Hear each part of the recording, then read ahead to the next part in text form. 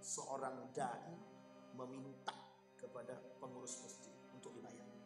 Itu haram hukumnya, haram. Tapi kalau kata Yusuf Al-Qaradawi, kalau diberi terima, kalau tidak diberi jangan pernah minta. Kenapa? Marwah seorang alim, marwah seorang yang berilmu. Itu penting Pak untuk sampaikan. Tapi kalau sekarang ini pusat begitu, itu pandai-pandai kacamata kita sekarang. Pandai-pandai dengan kacamata. Kenapa saya katakan demikian? Karena akhir zaman itu isinya ulama su. Yang paling ditakuti oleh Nabi, yang paling dikhawatirkan dari umatnya bukan Dajjal, tapi ulama su.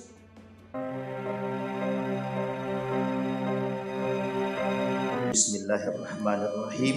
Assalamualaikum warahmatullahi wabarakatuh.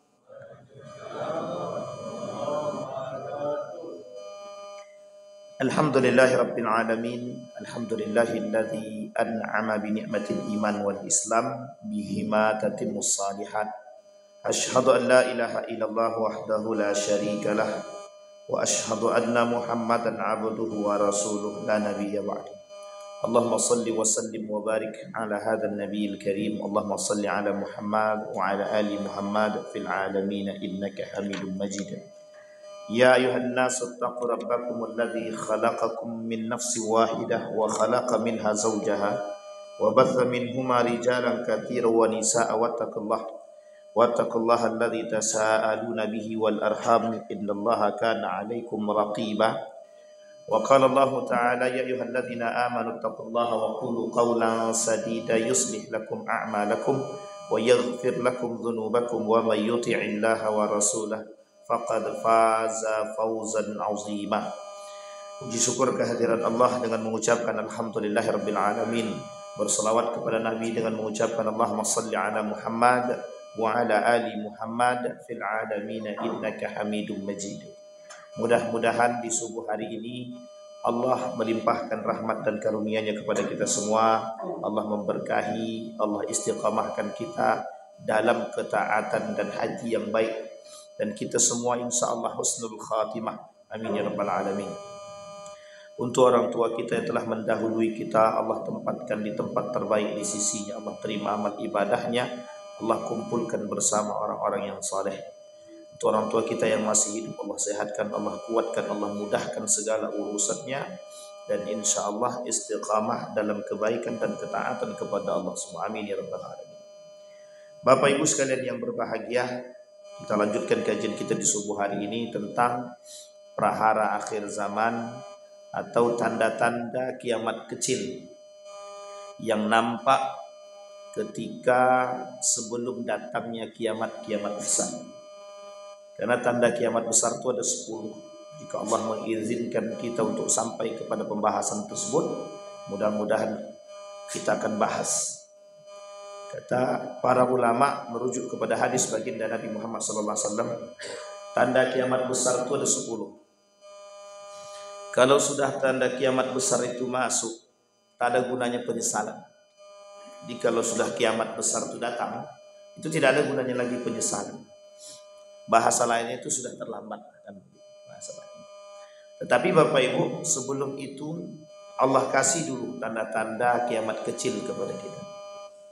Nah, kemarin sudah kita bahas panjang lebar beberapa hadis dan sudah banyak hadis yang kita bahas. Nah, kita masuk pada hadis selanjutnya tentang perempuan itu adalah fitnah akhir zaman. Perempuan, dia banyak fitnah perempuan itu di akhir zaman itu banyak. Salah satu di antara fitnahnya perempuan di akhir zaman itu adalah jumlah perempuan lebih banyak daripada laki. Tapi subuh ini tak nampak tanda kiamat itu. Subuh ini tak nampak. Karena jumlah ibu-ibu lebih sedikit daripada bapak-bapak. Kalau beberapa pertemuan yang lalu memang jumlah ibu-ibu lebih banyak daripada bapak-bapak. Itu tanda kiamatnya juga belum nampak karena masih rata. Tapi di sebagian masjid tanda kiamatnya sudah nampak ini. Jumlah perempuannya itu lebih banyak daripada laki-laki. Tapi bukan itu yang dimaksud. Yang dimaksud adalah pertumbuhan. Boleh kita lihat dalam jumlah statistik, jumlah perempuan itu lebih banyak daripada laki-laki di berbagai macam negara. Jadi nanti tidak hanya di Indonesia aja tolak ukurnya. Tolak ukurnya itu di semua negara, di beberapa negara jumlah perempuan itu lebih banyak daripada laki-laki. Sehingga salah satu faktor dengan jumlah perempuan yang banyak ini itu bisa disebabkan tuntutan hak asasi manusia terkhusus bagi kaum wanita. Dan itu menjadi persoalan. Saking jumlah kami perempuan lebih banyak. Saking banyaknya jumlah perempuan, fitnah yang muncul tuh banyak. Satu, fitnahnya tuntutan HAM, hak asasi manusia. Yang kedua, tuntutannya kami menikah dengan siapa. Artinya perempuan punya hak untuk menikah, tapi dengan siapa? Karena jumlah laki-laki tidak banyak. Apakah nanti persoalan poligami ataukah persoalan, mohon maaf, perzinahan? Yang ketiga, perzinahan. Yang keempat, kekuatan perempuan ketimbang laki-laki. Dan ini persoalan fitnah semua. Yang kelima, gender. Disamakannya perempuan dengan laki-laki. Artinya perempuan ingin ada persamaan gender dalam berbagai macam aspek. Baik dari pekerjaan, baik dari semua hal. Baik dari sisi pekerjaan, politik, pemerintahan dan lain sebagainya. Kami perempuan itu punya hak. Dari 6 poin yang saya sampaikan itu fitnah bagi perempuan. Karena fitnah perempuan ini itu berat bagi kaum Adam. Berat bagi kaum Adam. Karena inilah persoalannya, dengan jumlah perempuan yang paling banyak, yang banyak itu nanti perzinahan itu yang kemudian terjadi. Berarti kami ini diciptakan untuk berzina? Bukan itu persoalannya. Persoalannya adalah ladang untuk perzinahan itu. Jadi semakin banyak perempuan, semakin banyak orang memandang agama ini sepele.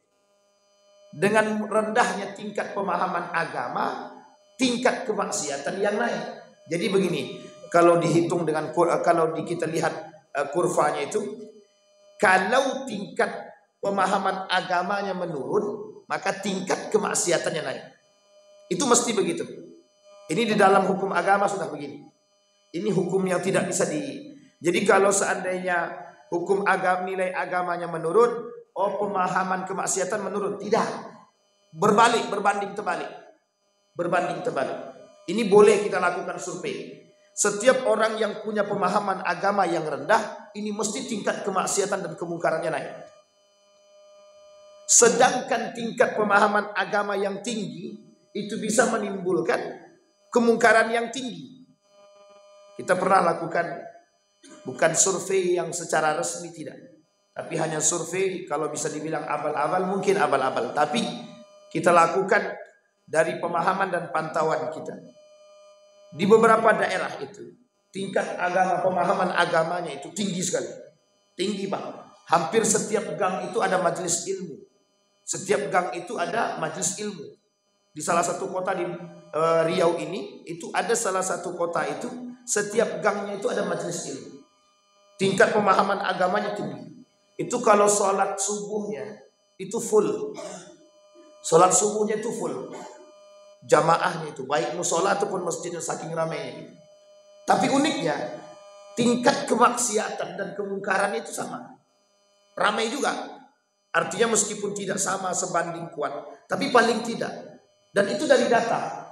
Dari data yang kita temukan bahwa tingkat kemungkarannya, pertikaiannya, perselisihannya, pemerkosaannya, pelecehannya, narkobanya, korupsinya, barang yang masuk ilegalnya, itu banyak Pak. Dan itu kok sekelas tinggi tingkat pemahaman keagamaannya, tapi kok bisa? Apalagi pemahaman agama yang rendah. Dan ini Bapak Ibu membantah satu teori, satu penelitian yang pernah terjadi di salah satu negara. Ambillah, saya lupa nama negaranya itu, Swedia. Kalau saya tak salah itu negaranya Swedia. Dilakukan penelitian. Apa penelitiannya? Semakin tinggi tingkat keateisan satu negara, semakin tinggi tingkat kesejahteraan satu negara. Ini teori penelitian yang dilakukan oleh kaum salah satu kaum orientalis. Apa kata mereka? Bukan orientalis, orang-orang yang memang bisa dibilang orientalis juga atau liberal. Apa kata mereka? Semakin tinggi tingkat keateisan satu negara, maka semakin tinggi tingkat kesejahteraannya. Paham maksudnya Bapak Ibu? Bisa dipahami Bapak Ibu? Artinya, kalau negara tersebut pemahaman keagamaannya rendah atau tidak beragama, lebih tepatnya mereka tidak memahami agama, maka tingkat kesejahteraannya semakin tinggi. Dan ini Bapak Ibu pelecehan terhadap agama. Artinya manusia tidak sejalan dengan fitrahnya. Fitrahnya manusia itu apa? Beragama.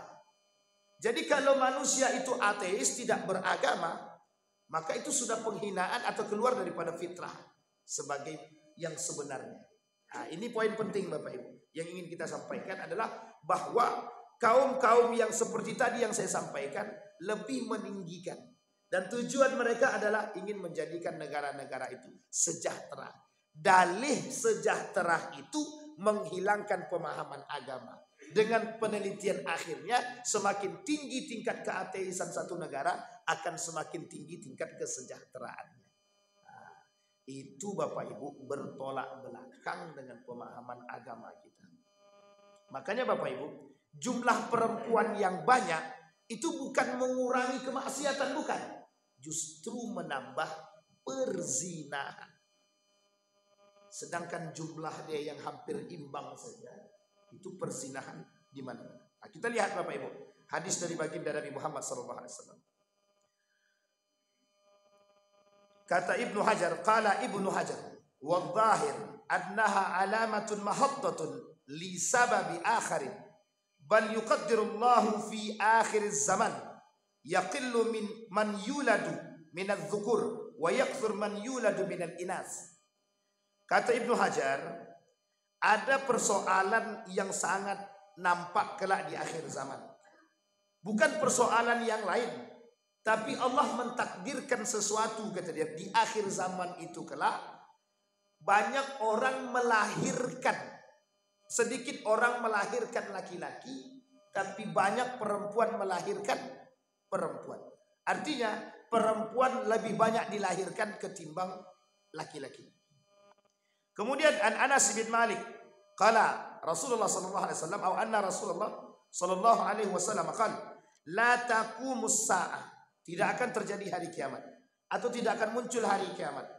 Au qala inna min asratis saah, adapun tanda-tanda hari kiamat, an yurfa'ul ilmu, ilmu diangkat, wa yadhharul al-jahlu, kebodohan menetap, wa yusrabul khamr, diminumnya apa namanya itu, khamar, merajalela, wa yafsus zina, wa yadhhabur rijal, wa yabqa nisa hatta yakuna li 50 imra'atan qayyimun wahid.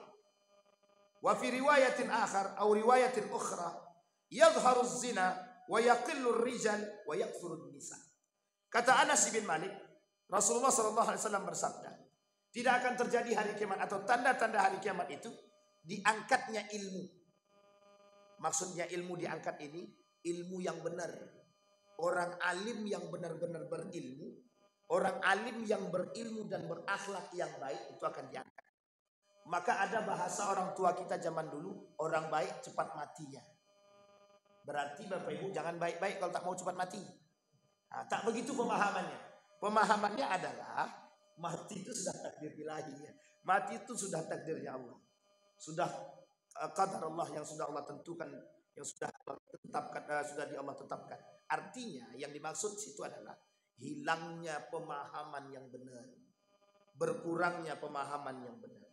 Orang-orang berilmu, kata Imam Al-Ghazali, itu orang-orang yang berilmu yang benar, itu akan diangkat sedikit demi sedikit, satu-satu dimatikan.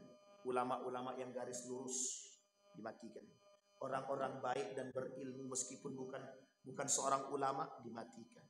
Orang-orang yang berakhlak mulia, yang selalu menjaga keistiqamahannya diangkat satu-satu. Diangkat ini maksudnya dimatikan oleh Allah. Karena kalau ada orang-orang baik itu maka akan dimatikan, tersisa orang munafik saja. Karena Nabi kelak di akhir zaman itu, orang baik itu, orang-orang muslim yang baik dan benar itu dimatikan.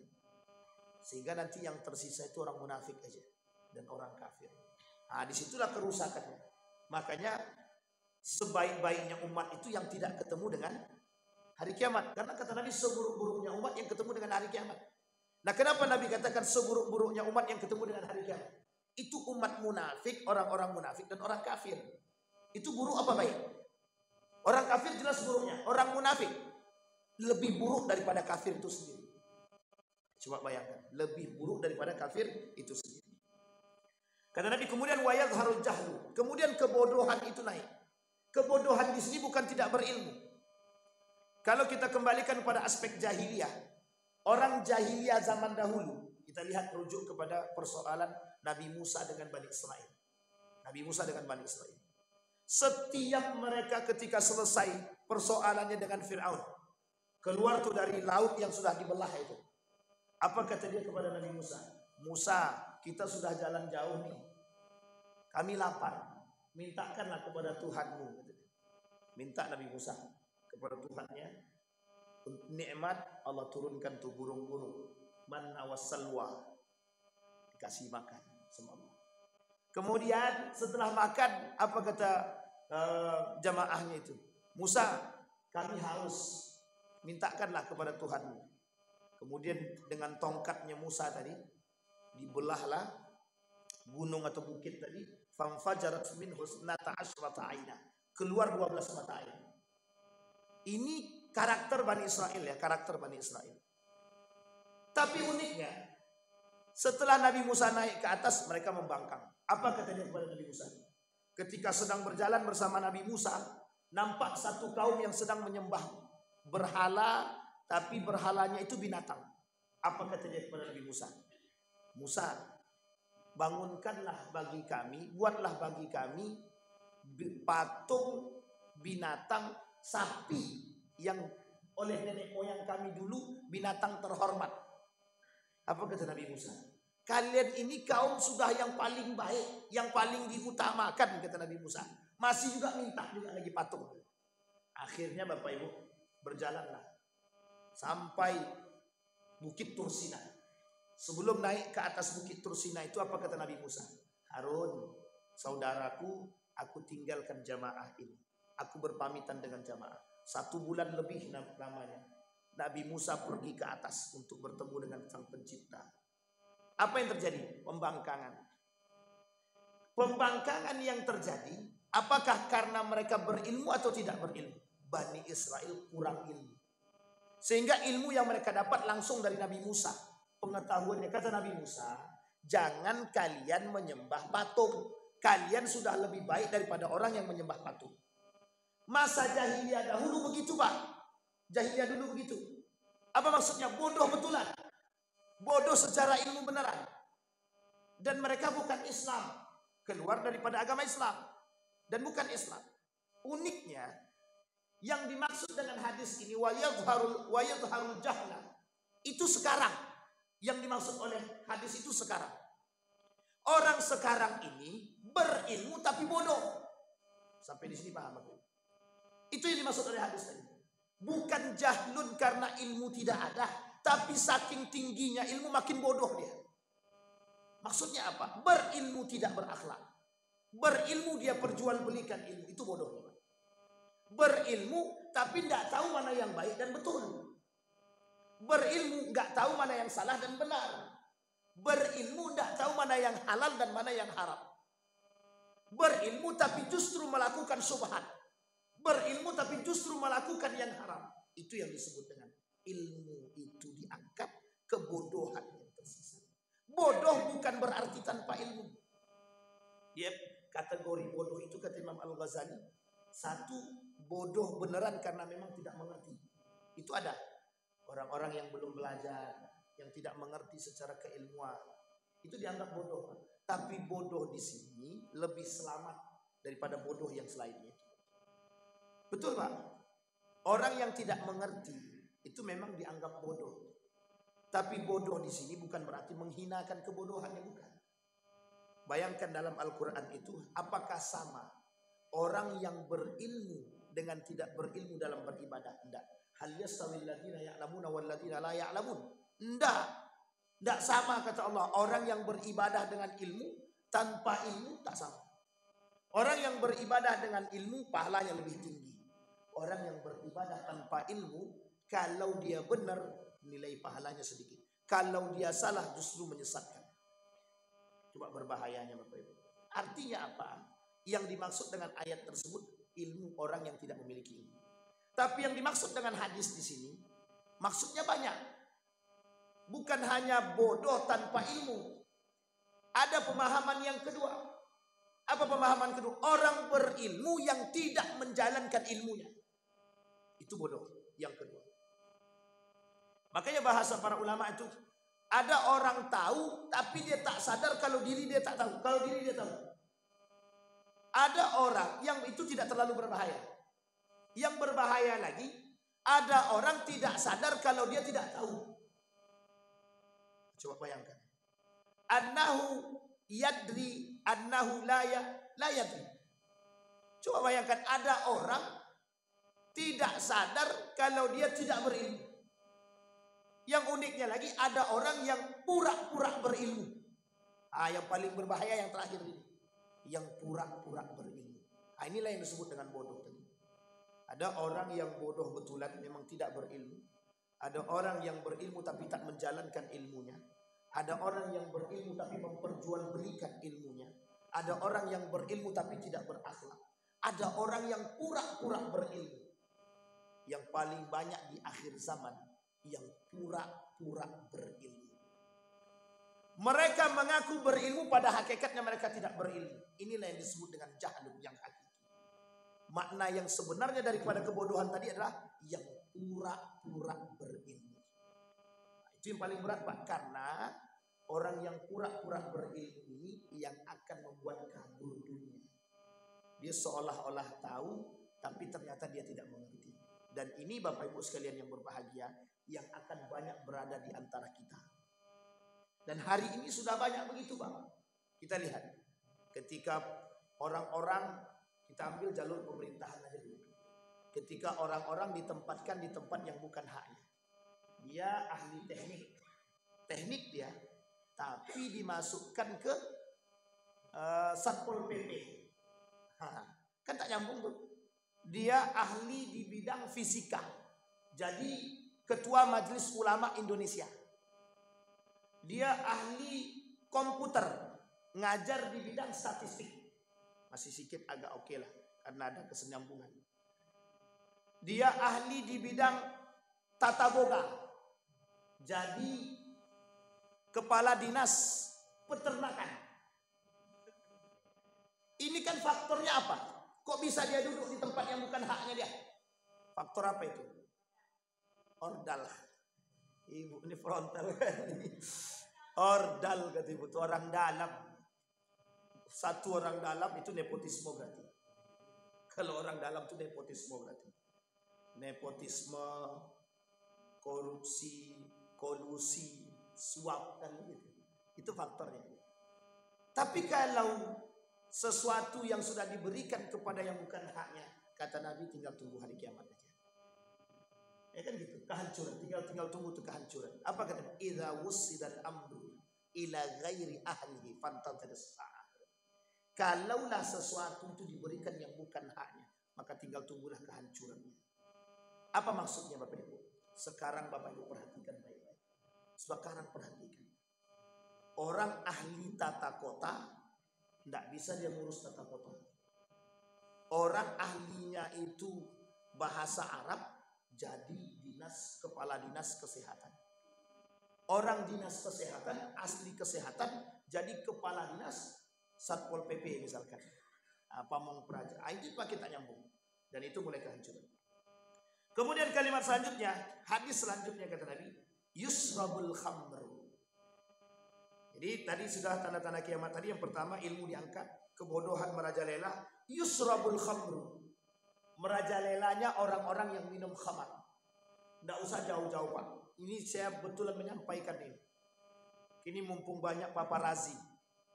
Banyak paparazi kita sampaikan. Mudah-mudahan mereka mendengar.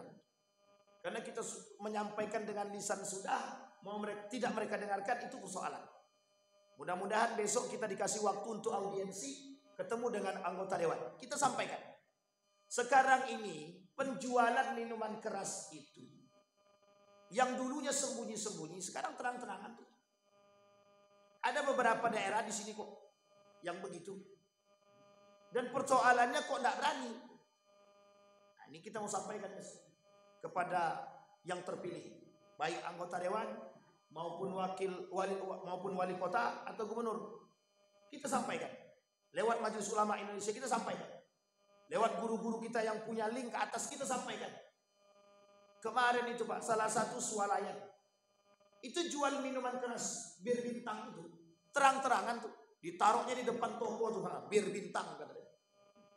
Pertanyaannya, berarti kalau dia berani menjualkannya terang-terangan, pertanyaannya, ada nggak peminumnya? Ada nggak peminumnya? Itu kok terang-terangan? Itu satu. Yang kedua, kalau berani dia jualnya itu terang-terangan, mohon maaf, kira-kira ada yang menjaga atau memang tidak dikasih peringatan sama sekali? Coba bayangkan. Dulu orang menjualnya tuh sembunyi-sembunyi ke belakang, masuk lewat pintu belakangnya, dikasih. Sekarang enggak, di depan toko tuh Pak, di pasar dibuat ditumpuknya kardus, terutama pada malam tahun baru kemarin. Oh itu ramai Pak, besar, orang belinya itu pakai kardus-kardusan. Artinya apa Pak? Begitulah daruratnya kita hari ini. Kita ini Pak, terkhusus di Riau ini, dan khususnya lagi Pekanbaru, darurat banyak hal. Satu, darurat akhlak. Yang kedua, darurat energi. Yang ketiga, darurat narkoba. Yang keempat, darurat perzinahan. Yang kelima, darurat minuman keras. Dah darurat Pak, sudah sampai di sini Pak. Di Pekanbaru ini sudah sampai di sini. Setiap disampaikan persoalan cuma itu Pak. Itu terus persoalannya. Narkoba, minuman keras, perzinahan, apalagi sekarang makin ramai. Nah, dampak daripada minuman keras ini apa? Hilang akal. Jadi salah satu penyebab kebodohan itu disebabkan minuman keras. Disebabkan dangkalnya ilmu orang, itu disebabkan minuman keras. Orang yang sering meminum minuman keras, itu otaknya buntu. Kecerdasannya berkurang, sangat berkurang. Nah, itu persoalan. Nah, maka bisa muncul kebodohan. Kemudian wayafsus zina. Kemudian terjadi perzinahan. Nah, ini sudah kita bahas juga, perzinahan. Wayadhhabur rijal, laki-laki berkurang. Wayabqan nisa, perempuan bertambah. Hatta yakuna li 50 imra'atan qayyimun wahid. 50 perbandingannya, 50 banding 1. 50 perempuannya, laki-laki 1. Sekarang yang dibenarkan dalam menikahi perempuan berapa? 4 apa 50? 4 atau 50? 4 cuman Pak batasnya. Kan gitu. Nikahilah olehmu masna wa thulatha wa ruba. 2. Nikahilah olehmu dimulai dari kalimat 2, 3, 4. Kalau tidak bisa 2, 3, 4 baru 1 katanya. Kalau tidak bisa berlaku adil 1. Berarti kan batasnya berapa? 4. Sekarang perbandingan laki-laki dengan perempuan kelak di akhir zaman 50 banding 1. Sekarang pertanyaannya 50 dikurangi 4 berapa? 50 kurangi 4 berapa? 46. Lah 46-nya kemana? Sampai di sini paham maksudnya Bapak? Ladang perzinahan, perselingkuhan, ladangnya lesbi. Sampai di sini paham Bapak? Ini persoalan logika gitu. Logikanya di situ. Berarti bagaimana Pak Ustaz? Apa kami harus bunuh anak kami yang lahir perempuan? Ya tidak juga. Itu perang kita hari ini. Jihadnya Bapak Ibu. Kalau kita melahirkan baik anak laki-laki maupun perempuan, jihad kita adalah memberikan wadah terbaik bagi dia.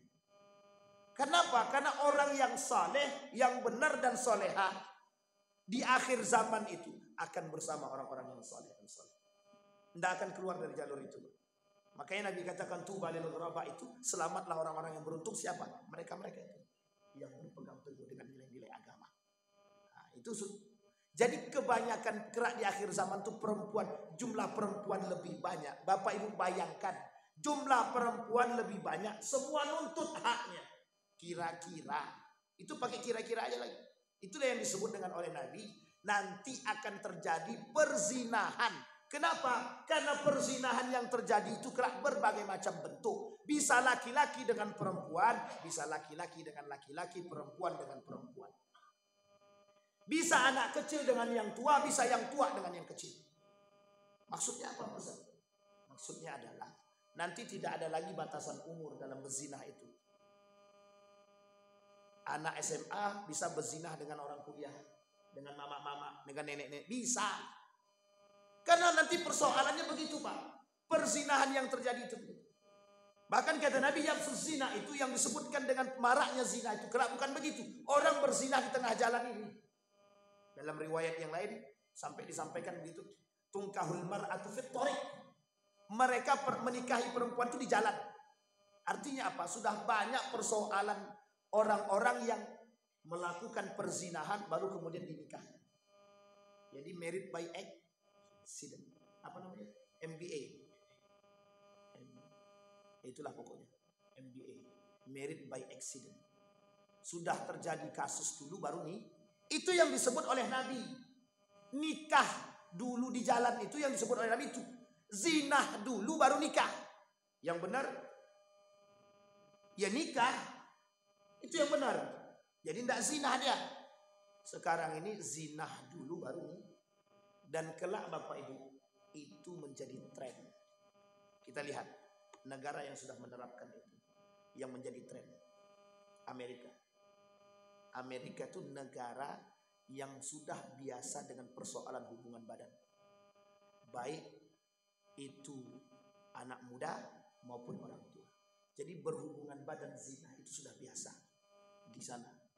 Di luar sana di Eropa itu sudah biasa. Dan itu menjadi hal yang biasa. Tidak tabu, tidak tabu. Dan itu setelah itu, mohon maaf ya Bapak Ibu ya, setelah itu.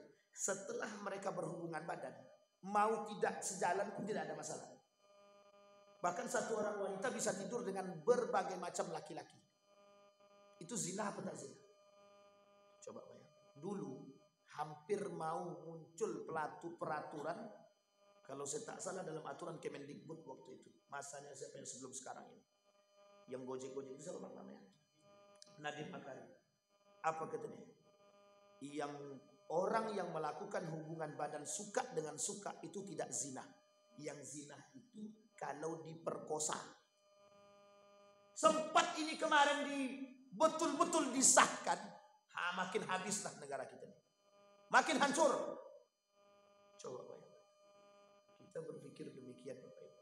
Ini kenapa kita sampaikan biar Bapak Ibu tahu, punya keprihatinan terhadap generasi. Bukan 1, 2, 3 yang punya keprihatinan kepada generasi. Semua kita yang sadar, yang tahu akan kondisi itu. Baik. Maka kata Nabi, wayabkan nisa, jumlah perempuan itu tersisalah perempuan kata Nabi. Tersisa perempuan di sini artinya jumlah perempuan lebih banyak daripada laki-laki. Hatta yakula li khamsina qayyiman wahid. Jadi perempuannya 50, laki-lakinya satu perbandingan. Jadi 46 masih ada sisa. Saking banyaknya sisanya 46. Yang 4 orang aja udah habis. Abang-abang kita di depan mesti tidak berani nih Pak. 2, 3 nggak berani, 2 nggak berani, 3 nggak berani, apalagi 4, apalagi 50. Nah, itu perbandingan. Artinya kerusakan. Bukan berarti perempuan itu muncul sebagai fitnah kerusakan, bukan. Yang kita maksud adalah kelak terjadinya perzinahan salah satu wadahnya dengan jumlah perempuan yang lebih banyak. Kita belak-belakan Bapak Ibu. Laki-laki itu bisa menahan diri dia. Kalau cuma sekedar tahta kekuasaan aman, tidak akan mampu menggoyang dia secara utuh. Ridwan, mau tidak kau jadi presiden? Masih bisa ditahan Pak. Tapi kalau yang sudah menghasut perempuan, hari pertama didekati sama perempuan, enggak goyang. Hari kedua didekati, enggak goyang. Hari ketiga mulai lusuh. Hari keempat dikasih air teh manis, perhatian muncul. Hari kelima hilang cerita Pak. Sampai di sini paham Bapak Ibu? Jadi jangan salah, laki-laki itu yang paling mudah menundukkan laki-laki itu perempuan. Yang paling mudah menundukkan laki-laki perempuan. Makanya mohon maaf Bapak Ibu, banyak sekretaris itu laki-laki itu perempuan. Perempuan. Banyak SPG itu laki-laki itu perempuan. Kenapa begitu? Daya tarik. Kelak di akhir zaman perempuan menjadi sorotan. Kenapa? Penjualan. Jangan tersinggung ya ibu-ibu ya. Penjualan tubuh wanita itu menjadi satu-satunya yang akan menjadi daya tarik di akhir zaman. Dibuat aja video singkat perempuan, pakai tank top aja, pakai celana kolor aja, itu yang nonton ratusan ribu. Cuman diam aja begini dia, diam aja nggak usah ngapa-ngapain, atau goyangkan badan sikit-sikit gitu, dibuat video singkat, itu yang nonton ratusan ribu. Coba yang tidak bermanfaat begitu, yang nonton ratusan ribu. Coba Bapak Ibu buat video, kemudian dalam video tersebut Bapak Ibu berdakwah, nggak usah bapak-bapak ibu-ibu aja. Itu yang nonton tidak sampai 100 ribu. Jangankan 100 ribu, 1000 pun belum tentu sampai itu. Coba. Artinya perbandingan. Ini perlu kita paham. Begitulah mudahnya orang tertarik dengan, mohon maaf, anggota tubuh wanita. Makanya dulu waktu kami di Yogyakarta, kata guru saya, Miss Universe itu penjualan tubuh wanita. Bayangkan. Itu penjualan tubuh betul-betul. Baik Bapak Ibu sekalian berbahagia. Nah, dalam riwayat yang lain disampaikan, nanti akan terjadi zinah merajalela, jumlah laki-laki sedikit dan jumlah perempuan lebih. Artinya Bapak Ibu, ini persoalan yang akan timbul di akhir zaman kata Nabi. Satu, ilmu diangkat, kebodohan yang merajalela, kemudian peminum khamar yang merajalela, perzinahan yang merajalela, jumlah laki-laki lebih sedikit daripada jumlah perempuan. Hatta khamsina sampai jumlahnya itu 50:1. Nah, Bapak Ibu sekalian yang berbahagia, apa yang harus kita lakukan? Kita tidak menolak hadis Nabi. Kita tidak menolak hadis Nabi. Tapi yang perlu kita tekankan, generasi yang lahir dari rahim kita itu pastikan dia generasi yang saleh. Pastikan dia generasi yang salehah. Pastikan dia generasi pejuang. Pastikan dia generasi yang berpegang teguh pada nilai-nilai agama. Baik, hadis selanjutnya. Dalam poin selanjutnya itu Bapak Ibu, zuhurul fahisha wal mujahara biha. Apa kata Nabi? Fa'an Abi Hurairah radhiyallahu anhu qala, anna Nabi sallallahu alaihi wasallam qala, la taqumus sa'ah. Kata Nabi, tidak akan terjadi hari kiamat hatta sampai la tabqa ala wajhil ardi ahadun lillahi fihi hajatun wa hatta tujadul mar'atu naharan jiharu tunqihu wasatat tariq. Ini hadis yang tadi kita sampaikan. Apa kata Nabi? Tidak akan terjadi hari kiamat sampai kalian akan melihat di tengah jalan itu perempuan dan laki-laki, atau perempuan dinikahkan di tengah jalan oleh orang tuanya. Wa yumkinu dzalika ahadun wa la yughayyiruhu fa yakuna amsaluhum yawma idzin alladhi yaqul law nahaitaha an tariqin fadzaka fihim mithla Abi Bakr wa Umar fihi. Kalau kalian tidak melakukan pelarangan terhadap kami melakukan perbuatan zina, maka jika dilarang kalian seperti Abu Bakar dan Umar bin Khattab dengan lantang menolak perzinahan, dengan lantang melarang orang, dengan lantang semuanya menghapus kemungkaran. An-nahyi wanil munkar. Ini poin pentingnya, nahi wanil munkar. Tapi kalau kalian tidak berani melarang, maka itu akan menjadi sebuah kebiasaan. Nah, maksudnya apa? Kelak kalau tidak ada orang, kita ambil sedikit demi sedikit. Kita lihat. Dulu kira-kira laki-laki dan perempuan kalau pegangan tangan itu yang bukan muhrim tabu apa tidak? Tabu. Sekarang biasa apa tabu? Biasa. Dulu boncengan laki-laki dan perempuan yang bukan muhrimnya kira-kira tabu apa tidak? Tabu. Dulu pacaran itu tabu apa tidak? Tabu. Dulu orang pacaran, Pak, mohon maaf orang tua zaman dulu pacaran, duduknya gak jauh sih. Situ laki-laki, sini perempuan. Sekarang tak begitu, ha? Tahu Bapak Ibu maksud saya kan? Boncengannya begini Bapak Ibu. Belum suami istri, masih anak sekolah, duduk boncengannya kayak suami istri. Paham maksud saya Bapak Ibu? Jadi kondisi kita hari ini prihatin apa tidak kita lihat? Kira-kira nih, ini kita buat lagi logika sederhana. Kira-kira ini laki-laki khususnya. Sedangkan duduk yang jauh saja, berjauhan, berduaan duduk yang berjauhan. Ada enggak setan yang menghasut? Duduk lebih dekat, lebih dekat. Ada enggak Pak? Setan akan hasut dulu. Akhirnya duduk dekat. Sudah duduk dekat-dekatan, kata setan, pandang-pandangan dong. Pandang-pandangan. Setelah duduk pandang-pandangan, setan hasut lagi. Udahlah, lakukanlah, buatlah yang lain, buatlah yang lain. Itu hasutan setan, Pak. Hasutan setan. Apa yang terjadi? Zina. Zina. Itu yang disebut oleh Nabi. Sesuatu yang tabu menjadi hal biasa. Hari ini Bapak Ibu boleh lihat. Sesuatu yang tabu itu terbiasa. Sudah menjadi hal yang biasa. Kenapa kita katakan menjadi hal yang biasa? Orang tidak lagi menghiraukan. Yang ada dalam benak orang hari ini. Orang tua yang ada dalam benaknya hari ini. Mohon maaf jangan tersinggung bagi yang mereka yang merasa. Yang penting dia tidak berzina. Tidak apa-apa dia punya pacar. Yang penting dia tidak berzina. Sekarang banyak anak SMA yang menggugurkan kandungannya, hasil zinahnya. Ada pertanyaan muncul Pak sama saya, Ustaz, kenapa dia berhubungan badan bisa hamil? Sementara ada orang yang sudah menikah nggak hamil-hamil gitu. Coba Pak. Itu pertanyaannya memang aneh. Tapi memang kadang-kadang masuk akal Pak. Kok masuk akalnya bagaimana? Iya ya, kok bisa orang berhubungan badan berzina hamil ya? Ini orang yang sudah nikah bertahun-tahun nggak hamil-hamil gitu. Kalau gitu lebih baik kami berzina Ustaz biar bisa hamil gitu. Coba bayangkan. Ini logika yang sudah terbalik. Tapi memang begitu Pak. Ada alasan, ada biar Allah tunjukkan. Ketika mereka hamil rasa dosanya, rasa bersalahnya segala macam Allah tunjukkan. Bayangkan dampak daripada hasil perbuatannya. Anak itu luntang-lantung Pak. Tidak bisa disandarkan kepada bapak dan ibunya. Nggak bisa. Tidak bisa disandarkan kepada bapaknya. Kalau anak itu perempuan, bapaknya tidak berhak menikahkannya. Hasil daripada zina.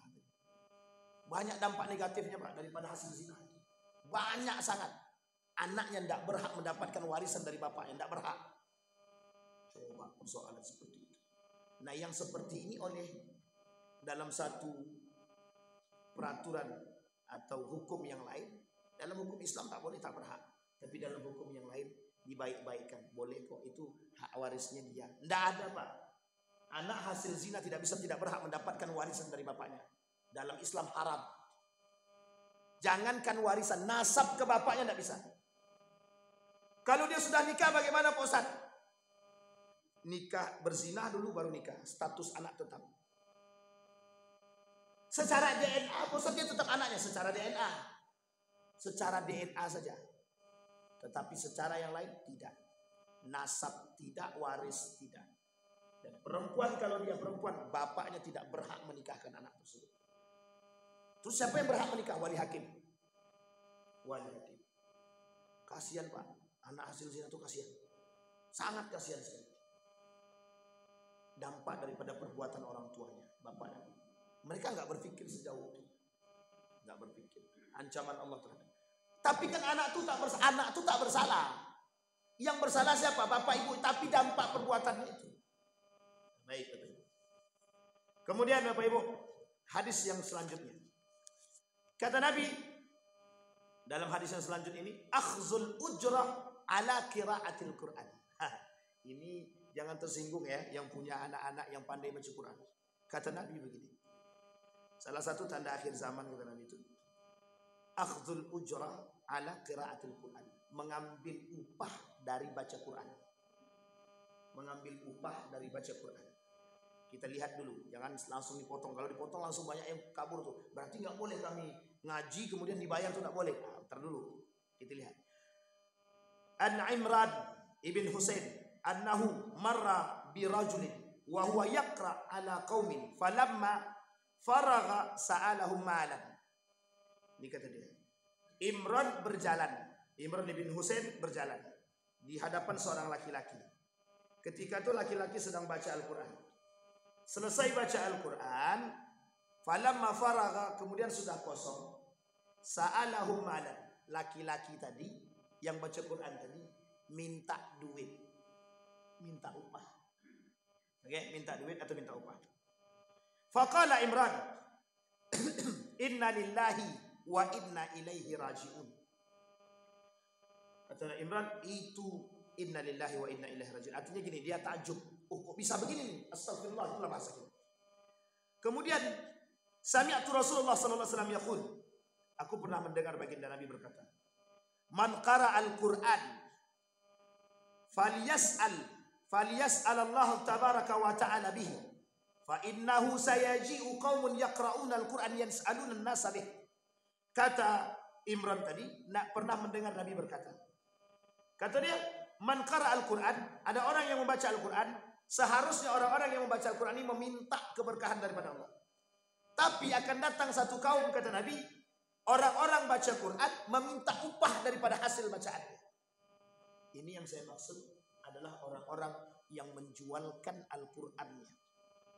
Fima qara'tal Qur'an, qara'tul Qur'ana fika, wa yaqulu Allahu kadzabta, wa taqulul malaika kadzabta, qara'tul Qur'ana liyuqalu qari'an. Dinukil oleh Imam An-Nawawi dalam kitabnya Tibyan fi Adab Hamalatil Quran, ada orang yang mempelajari ilmu Al-Quran liyusiba minhu dunya. Ada orang yang membaca Al-Quran, mempelajari Al-Quran untuk mendapatkan duit. Contohnya begini, Pak Imam yang semua memangnya ada orang bilang begini, ini zohir Pak, apa kata dia? Aku tidak mau jadi imam masjid Sianu itu kalau masjid aku tidak dibayar 500.000 per hari. Ini yang disebut dengan minta duit. Kata Syekh Yusuf Al-Qardawi, kalau dikasih terima, kalau tidak dikasih jangan pernah minta. Menjaga marwah daripada seorang yang berilmu. Maka Bapak Ibu, haram bagi seorang dai meminta kepada pengurus masjid untuk dibayar. Itu haram hukum, haram. Tapi kalau kata Yusuf Al-Qardawi, kalau diberi terima, kalau tidak diberi jangan pernah minta. Kenapa? Marwah seorang alim, marwah seorang yang berilmu, itu penting Pak untuk disampaikan. Tapi kalau sekarang nih Pak Ustadz begitu, itu pandai-pandai kacamata kita sekarang ya, pandai-pandai dengan kacamata kita itu. Kenapa saya katakan demikian? Karena akhir zaman itu isinya ulama su, yang paling ditakuti oleh Nabi, yang paling dikhawatirkan dari umatnya bukan Dajjal, tapi ulama su. Tahu apa itu ulama su? Ulama yang menjual agamanya demi dunianya. Demi apa Bapak Ibu? Demi piti. Ini tuh isyarat Pak, isyarat. Kata Nabi, inna akhwafa ma'akha, kata Umar bin Khattab, inna akhwafa ma'akhafu ala ummati munafiqun alimul lisan. Itu dia yang paling takut. Makanya disebut dengan penjualan lisan. Penjualan lisan. Nah, ini yang ditakutkan di akhir zaman Pak. Banyak yang seperti ini nanti akan banyak kita temukan. Sekarang saja sudah mulai Pak. Baru-baru ini ada seorang, ya tapi kita tak boleh sampaikan namanya. Dimintalah oleh masjid, musola, diminta oleh musola untuk jadi imam, sekaligus tinggal di situ. Mereka tahu bahwa beliau ini punya kelebihan di situ. Dimintalah Pak untuk jadi imam sekaligus jadi gharib di situ. Mendengar nama musola, musola ya Pak Ustaz? Iya musola. Langsung berubah ya. Anda dulu dah Ustaz. Coba bayangkan. Orang sekarang milih-milih Pak, milih-milih. Makanya mohon maaf, kenapa banyak musola-musola di pinggir itu sulit mencari? Ya sekelas musola. Mereka bandingkan musola dengan masjid. Allah kan musola paling berapa lah duitnya katanya. Miris kita hari ini, miris. Jadi kita berharap jamaah itu bisa berubah, sementara begitu itu yang kita susah. Na'udzubillahi min. Jadi Bapak Ibu, doakan guru-guru itu, doakan para dai-dai ini semoga ikhlas dan betul-betul mengharap dengan ridha Allah. Betul-betul Pak doakan. Betul-betul harus Bapak Ibu doakan. Istiqomah itu berat Pak, sangat berat sekali. Kalau bukan dibantu dengan doanya Bapak Ibu semua, wah sulit. Untuk bertahan itu sulit. Apalagi hari ini begitu semua. Ukurannya cuma itu. Aku tidak mau lah di masjid Raudhah. Mending di masjid yang Sanu itu. Besar masjid Sanu. Pilih-pilih Pak, pilih-pilih. Itu kan persoalan. Baru tadi malam kami berbincang Pak dengan salah seorang yang saya anggap itu betul-betul alim. Saya bilang sama dia, ini persoalan, iya, ini persoalan kita. Banyak sekali kasus seperti itu. Ini saya kasih tahu Bapak Ibu, salah satu lembaga itu kalau sudah Ramadan, oh itu yang ngantri minta jadwal tuh banyak. Yang ngantri minta jadwal tuh ribuan, bukan ribuan, ratusan. Yang ngantri minta jadwal. Padahal mereka bukan punya kapasitas di situ. Tahu apa itu tujuannya Pak? Mencari duit aja. Makanya mohon maaf, ladang dakwah ini sekarang dijadikan ladang mencari duit. Bapak Ibu boleh sampaikan, jangan tersinggung. Saya jujur-jujur aja Bapak Ibu, jujur-jujur, kita nggak usah tersinggung. Jangan tersinggung, karena kalau hidup ini memang harus disinggung. Kalau tak tersinggung, kapan sadarnya? Karena itu persoalan Pak. Dan ini persoalan semua Pak. Bukan hanya di sini, di semua tempat itu persoalan. Di mana-mana. Ini makanya kalimat itu kata Nabi disampaikan di sini. Maka kata Nabi, kharaja alaina Rasulullah wa nahnu naqra'ul Qur'an. Wa fainal a'rabi wal a'jami faqala iqra'u fa kullu hasan wa sayaji'u aqwamun yuqimunahu kama yaqamul qadr wa yata'ajjaluna wa la yata'ajjalun. Nabi sudah memperingatkan kepada kita, kelak akan muncul kaum-kaum yang mendahulukan kepentingan dunia ketimbang akhirat. Yata'ajjaluna wa la yata'ajjalun. Dibayangkan Bapak Ibu, ada kelompok yang akan lebih mementingkan mendahului kepentingan dunia ketimbang kepentingan akhirat. Jadi semakin hari, kata Imam Ghazali itu betul. Yang disampaikan oleh Imam Ghazali itu benar betul, sangat betul sekali, sampai hari ini terbukti. Kata Imam Al-Ghazali, kelak keikhlasan itu sedikit demi sedikit akan pudar. Sedikit demi sedikit akan hilang dari setiap orang keikhlasan. Bukan hanya mereka saja, bukan hanya orang berilmu saja, semua umat manusia. Keikhlasan itu sedikit demi sedikit akan hilang. Dan itu sudah mulai terasa. Memandang ikhlas itu sudah dijadikan sinetron film. Ikhlas kau nak? Ikhlas aku. Kata Imam Al-Ghazali, orang yang berbuat, kalau dia berbuat mengucapkan kalimat ikhlas dari lisannya, pastikan kalau itu tidak ikhlas.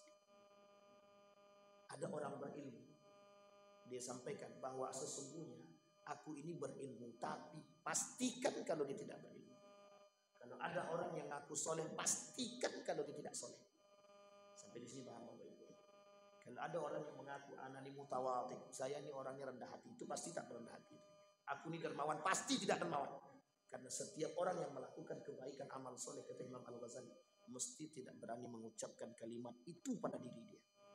Jadi kalau ada yang sudah mengucapkan pada diri dia, berarti bisa kita pastikan itu kebalikan daripada itu. Bisa dipahami Bapak Ibu? Ada pertanyaan Bapak Ibu? Tidak ada. Nih, karena persoalan akhir zaman ini persoalan takut menakuti nih. Tidak Bapak Ibu, ini bukan ancaman. Agar kita bersiap diri untuk memenuhi panggilan ilahi. Kalau suatu saat kita dimatikan oleh Allah dan kondisi dilalah kita dalam sedang istiqomah, ya Allah ya Rabbi, indahnya mati dalam husnul khatimah. Kita tidak mau kita mati dalam keadaan su'ul khatimah. Kita tidak mau generasi kita yang kita tinggalkan itu generasi yang lemah. Du'afa'ul ilmi, du'afa'ud din. Pemahaman mereka agamanya lemah, ilmunya lemah. Kita berdoa kepada Allah, mudah-mudahan dari apa yang kita sampaikan, Allah memberkahi, Allah melimpahkan rahmat dan karunia-Nya kepada kita semua. Allah jadikan ilmu yang bermanfaat, Allah bisa jadikan sandaran bagi kita agar kita bisa menjadi orang yang istiqamah. Amin ya rabbal alamin. A'udzu billahi minasyaitonir rajim. Bismillahirrahmanirrahim. Alhamdulillahirabbil alamin. Hamdan syakirin, hamdan na'imin, hamdan yuwafi ni'amahu wa yukafi'u mazidah. Ya Rabbana lakal hamdu kama yanbaghi li jalali wajhikal karim wa 'azimi sultanik. Allahumma salli ala Muhammad wa ala ali Muhammad fil alamin innaka Hamidum Majid. Allahumma faqihna fid din wa 'allimna ta'wil. Allahumma ighfir lana dhunubana wa dhunuba walidina warhamhuma kama rabbayana shighara. Allahumma ighfir lahum warhamhum wa'afihim wa'fu anhum wa akrim nuzulahum wasi' madkhalahum waj'alil jannata mathwahum.